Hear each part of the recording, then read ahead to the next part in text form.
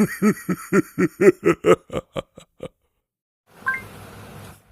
Shri Sairam. All of you good morning students.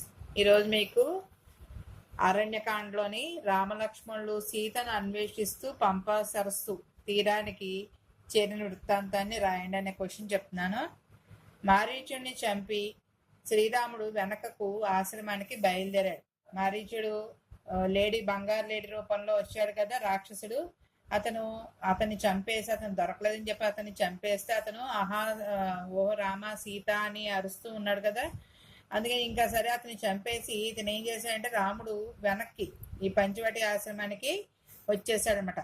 దారిలో లక్ష్మణుడు కనబడ్డాడు. లక్ష్మణుడు కనిపించేసరికి రాముడు సీతను ఒంటరిగా విడిచి వచ్చావేంటి అని అడిగాట. లక్ష్మణుడు జరిగిన విషయం అంతా చెప్పాడు. నువ్వేదో ఆపదలో ఉన్నావు అన్నట్టుగా మాకు అనిపించింది, నువ్వు పిలుస్తున్నట్టు అనిపించింది, అందుకని సీత వదిన నన్ను పంపించింది నీ దగ్గరికి, నువ్వు అక్కడే ఉన్నావు అని చెప్పి నన్ను పంపించింది అని చెప్పి వచ్చామట. సరే ఇద్దరు కలిసి ఏం చేశారు, రామలక్ష్మణులు ఆశ్రమం వైపు సీతను వెతకడానికి వెళ్ళారట. ఆశ్రమం దగ్గరికి వెళ్ళారు. ఎక్కడ సీత ఎక్కడ కనబడలా. వనమంతా వెతికారట. ఆ పంచవటి వనమంతా వెతికారు. సీత జాడ కనబడలేదు. సీత జాడ చెప్పమని రాముడు ప్రకృతిని ప్రార్థించాట. శ్రీరాముడు సీతా వియోగాన్ని భరించలేక ఏడ్చాట. లక్ష్మణుడు రాముణ్ణి ఓదార్చాడు. రామలక్ష్మణుడు రక్తంతో తడిసిన జటాయువు కనిపించాట. రామలక్ష్మణులకి జటాయువు కనిపించి అతని తండ్రి యొక్క స్నేహితుడు గ్రద్ద అని చెప్పాను కదా, ముసలి గ్రద్ద. ఇది పంచవటి రాగానే అక్కడ జటాయువు రాముడు ఏం చేస్తాడు, తన తండ్రి యొక్క మిత్రుడు అని చెప్పి, తన తండ్రి వయసు వాడని చెప్పి ఆ సీత బాధ్యత అంతా జటాయుకి అప్పచెప్తాడనమాట. అతడిని చూసి గద్ద రూపంలో ఉన్న రాక్షసుడని, అతడే సీతను తిని ఉంటాడని వారు భ్రాంతి పడ్డారట. ఈ సీత గద్ద రూపంలో వచ్చాడేమో, జటాయు రూపంలో ఎవరైనా రాక్షసుడు వచ్చాడేమో, అతనే సీతని తినేసి ఉంటాడేమో అని అనుమానపడ్డారు. భ్రాంతి అంటే ఇక్కడ భయము అనుమానం రెండు రాయొచ్చు అనమాట. జటాయువు జరిగిందంతా చెప్పాట. రావణుడు సీతను అపహరించాడని, రావణుడే తనను దెబ్బతీశాడని జటాయువు వారికి చెప్పాట. ఈ జటాయువు ఏం చేసిందంటే, ఈ రావణాసుడు ఎత్తుకుపోయే టైంలో సీత రామ రామ అని పిలుస్తూ ఉంటే ఈ జటాయువు పైకి ఎగిరి అతనితో రావణాసుడితో పోరాడుతుంది. పోరాడినప్పుడు అతని ఇంకా రావణాసుడు దీన్ని ఎలా అయినా వదిలించాలని చెప్పి తన రెండు రెక్కల్ని నరికేస్తాడనమాట కత్తితోటి. అప్పుడు అది ఆ రెక్కలు కోసేయగానే అది కింద నేల కొరిగిపోయి అలా రక్తంతో తడిసి ఉంటుంది అనమాట. కొన ఊపిరితో ఉన్న జటాయువు ఈ రామలక్ష్మణులు కనిపించాక వారికి జరిగిందంతా చెప్పి ఇలా పలానా వాడు తీసుకెళ్లారని చెప్పి అప్పుడు మరణిస్తుంది అనమాట. జటాయువు మరణించాడు. రాముడు జటాయువుకు అంత్యక్రియలు చేశాడు. ఎందుకని, తన తండ్రి యొక్క మిత్రుడు. ఇక్కడ చూడండి, జటాయువుకి అంత్యక్రియలు ఎలా చేశాడంటే తండ్రి యొక్క మిత్రుడు. తండ్రికి తాను అంత్యక్రియలు చేయలే, చనిపోయినప్పుడు ఆ సంస్కారాలు ఏవి తాను చేయలేదు. అందుకని ఆ స్థానంలో తండ్రి కింద జటాయువుని ఊహించుకుని జటాయువుకి అంత్యక్రియలు చేశాడనమాట. రామలక్ష్మణులు క్రౌంచారణ్యం చేరుకున్నారు. అక్కడ వారికి ఒక రాక్షసుడు కనబడ్డాట. వాడికి ఎలా ఉన్నట్టు, ఆ రాక్షసుడు తల మెడ లేదంట, హెడ్ నెక్ లేవు. వాడి ముఖం వాడి కడుపులో ఉందంట. రొమ్ము మీద ఒకే ఒక కన్ను ఉందంట, అంటే చెస్ట్ మీద. వాడి చేతులు యోజనం పొడవున్నాయట. ఇంత వికృతంగా ఉన్నట. తలకాయ మెడ లేవు. నెక్స్ట్ వాడి మొహం వెళ్ళి వాడి పొట్టలో ఉంది. నెక్స్ట్ చెస్ట్ మీద ఒక కన్ను ఉందన్నమాట. ఇంత వికృత ఆకారంగా ఉన్న ఇతను రెండు చేతులు కూడా యోజనం పొడవు, అంటే 1 కిలోమీటర్ పొడవు ఉంటాయన్నమాట. ఆ చేతులతో వాడు పక్షులను మృగాలను పట్టి తింటూ ఉంటాడట. అతడి పేరు కబంధుడు. కబంధుడు రామలక్ష్మణులు చేతులతో పట్టుకున్నట్ట. రెండు చేతులతో ఇద్దరిని చెరొకల్ని పట్టేసుకున్నట్ట. వాడి చేతుల్లో చిక్కితే ఎవ్వడు కూడా తప్పించుకోలేడు. వాడు రామలక్ష్మణుల్ని తినడానికి నోరు తెరిచాడంట. ఎక్కడ పొట్ట దగ్గర నోరు ఉంది కదా, తలకాయ ఉంది కదా, ఆ మొహం ఆ నోరు పొట్ట దగ్గరికి తెరిచాడనమాట. వారు కబంధుని భుజాలు నరికేశారు. ఇద్దరు కూడా అరచేతులతో పట్టుకున్న వాళ్ళని అతను వాళ్ళ కత్తులతో ఏం చేశాట, రాజులు రాముడును లక్ష్మణుడు కత్తులతో ఏం చేశాట, భుజాలని నరికేశాట. కబంధుడు కుప్పకూలాడు. శాపం వల్ల తనకు వికృత రూపం వచ్చిందని కబంధుడు వారికి చెప్పాడు. ఇక్కడ మనకి జాతీయం ఉంటుంది, కబంధ హస్తాలు అనే జాతీయం ఉంటుంది. కబంధ హస్తాలు అనే జాతీయం దేనికంటే పట్టు విడవని చేతులు అని అర్థం అనమాట. కబంధ హస్తాలు అంటే జాతీయం, పట్టు విడవని చేతులు, ఇది ఒక జాతీయం కింద రాయొచ్చు. ఎవరైనా మనకి గట్టిగా పట్టుకున్నారనుకోండి, విడిపించుకోలేకపోతున్నాం అనుకోండి, వాళ్ళ వాళ్ళ చేతుల్ని కబంధ హస్తాలు అంటాం అనమాట. రామలక్ష్మణులు రావణుని గురించి కబంధుడిని అడిగారట, మాకు ఈ సహాయం చేసి పెట్టు అని చెప్పి అన్నట. కబంధుడు తన శరీరాన్ని దహిస్తే తనకు దివ్య జ్ఞానం వస్తుందని, అప్పుడు రావణుని గురించి విషయాలన్నీ చెప్పగలనని చెప్పాట.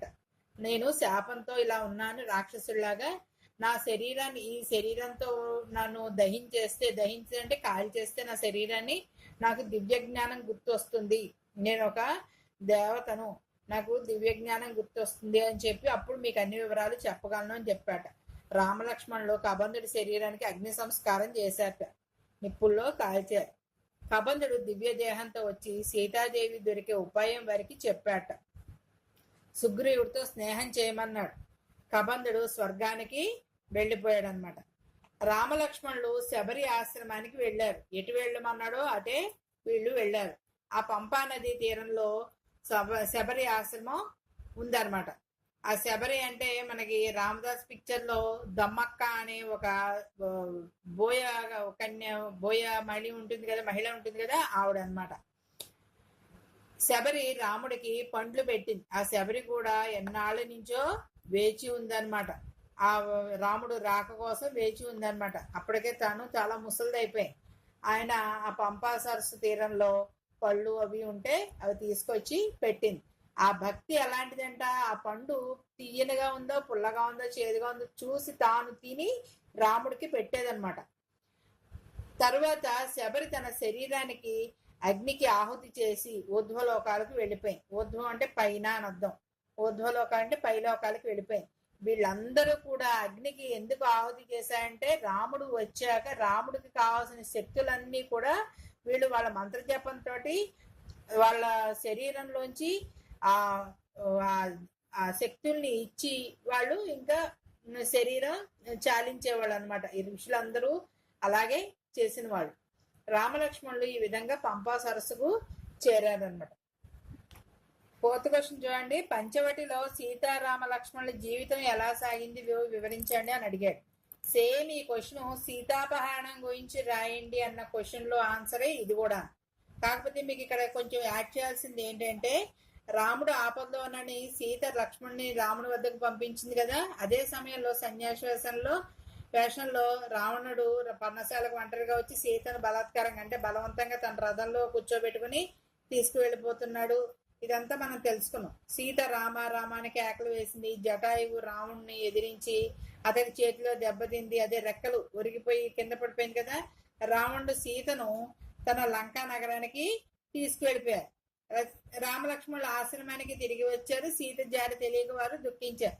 సేమ్ ఇదంతా ఈ రామలక్ష్మణుల సీతాన్వేషణలో కొంత పాటు, సీతాపహరణంలో కొంత పాటు రాస్తే, పంచవటిలో సీతారామ లక్ష్మణుల జీవితం ఎలా సాగిందో వివరించండి అనే దానికి ఈ 2 క్వశ్చన్లు కలిపి రాసేస్తే సరిపోతుంది. ఓకేనా? ఇప్పుడు షార్ట్ ఆన్సర్స్ 2 మార్క్స్ చెప్తాను. ఇప్పుడు చూడండి, మీకు 2 మార్క్స్ క్వశ్చన్స్ చెప్తున్నాను.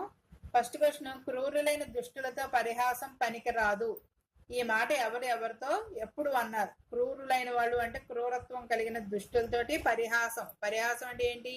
వాళ్ళని హేళన, వాళ్ళతోటి ఎక్కువ వెరగారం అది పనికిరాదు అని చెప్పడం అంటారు. పంచవటిలో శూర్పణఖ విషయంలో శ్రీరాముడు లక్ష్మణ్తో ఈ మాట అన్నట్ట. ఏమని? ఆమె రావణుడి చెల్లెలు. శ్రీరాముడు సౌందర్యానికి ముగ్ధురాలైందనమాట. ఎవరు? శూర్పణఖ.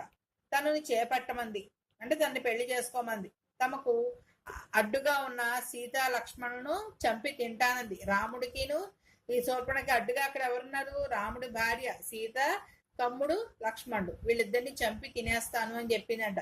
శ్రీరాముడు పరిహాసంగా లక్ష్మణుని వద్దకు వెళ్ళమన్నట. నాకు పెళ్లి అయిపోయింది ఆల్రెడీ, మొదటి భార్యతో ఉన్నవాడిని నన్నేం చేసుకుంటావు, లక్ష్మణుడు ఇంకా యవనంలోనే ఉన్నాడు, అతని దగ్గరికి వెళ్ళు అందిట అన్నట్ట రాముడు.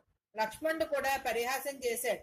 సీతపై దాడికి దిగిందంట. లక్ష్మణుడు కూడా పరిహాసం చేసేసరికి, ఎక్కిరించేసరికి ఇంకా తన కోపం వచ్చి ఏం చేసిందంటే సీతపై దాడికి దిగిందంట. అప్పుడు క్రూరులైన దుష్టులతో పరిహాసం పనికిరాదు, శూర్పణఖను విరూపిణి చేయమని లక్ష్మణుడికి రాముడు ఆజ్ఞాపించాట. లక్ష్మణుడు తన అన్న ఆజ్ఞ అమలుపరిచాడు. ఏంటి? చెవులు ముక్కులు కోసేయమని చెప్పాడు కదా, అలాగా అన్న ఆజ్ఞని అమలు పరిచాడంట. అందుకనే క్రూరులైన వాళ్ళతోటి, అలాంటి దుష్టులతోటి పరిహాసం పనికిరాదు. వాళ్ళు ఎంతకైనా తెగిస్తారు. క్రూరత్వంతో వాళ్ళు ఏ పని చేస్తారో అది మనకే హాని కలుగుతుందంట. అందుకని వాళ్ళకి ఎక్కువగా వాళ్ళతో వెటకారం అదే ఆడకూడదని చెప్పాడు అనమాట. సెకండ్ క్వశ్చన్ చూడండి. మారీచుని పరిస్థితి ముందు నుయ్యి వెనక గొయ్యగా ఎందుకు మారింది? నిన్న మీకు చెప్పాను, ముందు నుయ్యి వెనక గొయ్యి ఇది ఒక జాతీయం అనమాట, సామెత కింద ఉపయోగిస్తాం. సీతాపహరణం చేయాలనుకున్నాడు రావణుడు, సీతను అపహరించాలనుకున్నాడు కదా. మారీచుని బంగారు లేడిగా మారమన్నట. రామబాణం రుచి తెలిసిన మారీచుడు తిరస్కరించడం అంటే నేను ఆ పని చేయను అని చెప్పాడు అనమాట. ఎందుకని? ఆల్రెడీ విశ్వామిత్రుడు యాగం చేసినప్పుడు రాముడి యొక్క బాణం విలువ ఏంటో మారీచుడికి తెలిసింది. దానికి ఎంత దెబ్బతిన్నాడో అతనికి గుర్తుంది. కాబట్టి రావణుడు చంపుతానన్నట్ట. నువ్వు ఈ పని చేయకపోతే నేను నిన్ను చంపుతాను అని చెప్పి రావణుడు బెదిరించాడు. బంగారు లేడిగా మారితే రాముడు చంపుతాడు, మారకపోతే రావణుడు చంపుతాడు. అప్పుడు మారీచుని పరిస్థితి ఎలా ఉందంటే, ముందు నుయ్యి వెనుక గొయ్యి. ముందుకు వెళ్ళినా నుయ్యి ఉంది, నూతిలో పడతాం. వెనకకు వెళ్ళినా గోతిలో పడతాం అనమాట. శ్రీరాముని చేతిలో మరణిస్తే జన్మ ధన్యమవుతుందని భావించి బంగారు లేడిగా మారడానికి అంగీకరించాట. అతని కోరిక తీరింది. ఎలాగా? బంగారు లేడిగా రావణాసుడు మారమన్నాడు, మారకపోతే అతను చంపుతాడు. ఒక క్రూరుడైన రాక్షసుడి చేతిలో చావడం కంటే పరమాత్ముడైన శ్రీరాముని చేతిలో చావడం చాలా మంచిది. పుణ్యం జరుగుతుంది, నాకు పుణ్యం దక్కుతుంది. నేను చేసేది పాపం పనైనా రాముడు నన్ను క్షమిస్తాడు, అతని చేతిలో చావడమే మంచిది అని చెప్పి బంగారు లేడిగా మారడానికి ఒప్పుకున్నాడు అన్నమాట. అతని కోరిక కూడా తీరింది. ఎవరి కోరిక? రావణాసుడి కోరిక కూడా తీరింది అనమాట. నెక్స్ట్, ఉత్సాహం ఉన్న వానికి అసాధ్యం లేదు అని ఎవరితో ఏ సందర్భంలో అన్నారు? ఉత్సాహం ఉన్న వారికి అంటే ఏంటి? ఎక్కువ ఉత్సాహంగా ఉన్న వాళ్ళకి అసాధ్యం. అసాధ్యం అంటే ఏంటి? సాధ్యం కానిది అంటూ ఏదీ లేదు, ప్రయత్నిస్తే అన్ని సాధ్యం అవుతాయని చెప్పడం అన్నమాట. సీతాదేవిని రావణాసుడు ఎత్తుకెళ్ళాడు కదా, ఆమె జాడ తెలియక రామలక్ష్మణులు వెతుకుతున్నారు. ఎక్కడికి తీసుకువెళ్ళాడో తెలియక వెతుక్కుంటున్నారు ఎక్కడుందో సీతాదేవిని. వెతుకుతూ పంపా సరోవర ప్రాంతానికి చేరుకున్నాడు. ఆ ప్రాంతం చాలా అందంగా ఉంది. దానితో శ్రీరాముని బాధ పెరిగింది. ఎందుకని? ఇంత అందమైన ప్రదేశంలో తన భార్య లేకుండా భార్యా వియోగంతో ఉన్నాడు కాబట్టి తనకి ఇంకా బాధ ఎక్కువైంది అనమాట. అప్పుడు లక్ష్మణుడు అన్నగారి దైన్యం అంటే ఏంటి? దీన స్థితి. అతను ఉన్న ఇప్పుడు బాధపడుతున్న స్థితిని పోగొట్టడానికి ఈ పలికిన వాక్యం అంటే ఏది? ఉత్సాహం ఉన్న వానికి అసాధ్యం లేదు. మనం ఉత్సాహంగా వెతికితే, మనం నిరాశ చెందకుండా వెతికితే, వెతికితే అది అసాధ్యం కాదు అని చెప్పాడు అనమాట. మనం ఎంతైనా సాధించగలము, వదిన్ని వెతికి తీసుకురాగలము అని చెప్పాడు అనమాట. ఈ మాటలు అన్నగారితో లక్ష్మణుడు అన్నాడు అనమాట.